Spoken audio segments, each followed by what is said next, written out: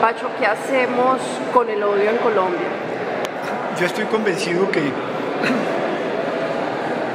muchos en Colombia hemos sido atrapados y muchos no se han podido liberar por el odio, y que el odio es un sentimiento muy destructivo y que nos hace muchísimo daño. Va acompañado con el sentimiento de venganza. Yo todavía recuerdo la señora a cuyo marido lo tuvieron secuestrado 10 años y que finalmente murió en el secuestro, y que me decía: mire, y perdónenme la expresión, yo ni siquiera aceptaré que haya paz en Colombia hasta que a esos hijueputas que nos hicieron a nosotros sufrir tanto no sufran por lo menos algo igual a lo que nosotros sufrimos en mi familia. Y los odios van por todas partes y nos separan y hacemos que finalmente nos señalemos los unos a los otros, nos despreciemos, nos carguemos de inseguridad porque tenemos que protegernos los unos contra los otros.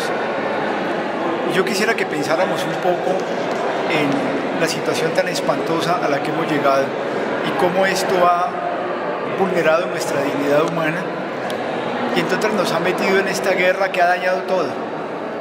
Dañó las comunidades campesinas, dañó la política, dañó la justicia, dañó incluso a los liderazgos espirituales, y que comprendamos que tenemos que meternos en un proceso de paz que exige muchas cosas: conservar la memoria de nuestras víctimas, buscar una justicia restaurativa, porque pues no podemos llevar a todo el mundo a la cárcel y si no, no habrá paz.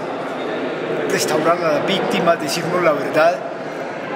Pero yo sí quisiera insistir mucho en que si entre nosotros no ocurre, así sea en un grupo significativo de personas, la decisión libre de perdonarnos, porque eso no se le puede exigir a nadie. Uno puede exigir que digan la verdad, uno debe exigir que termine la guerra y que dejemos de matarnos con las armas. Uno debe exigir que se haga una justicia restaurativa para que no caigamos en la impunidad. Pero el perdón nos regala a la víctima. El perdón se da como un don. El perdón se entrega sin esperar nada a cambio.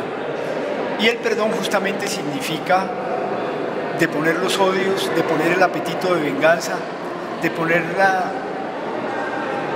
pasión para que las otras personas sufran lo que le hicieron sufrir a uno.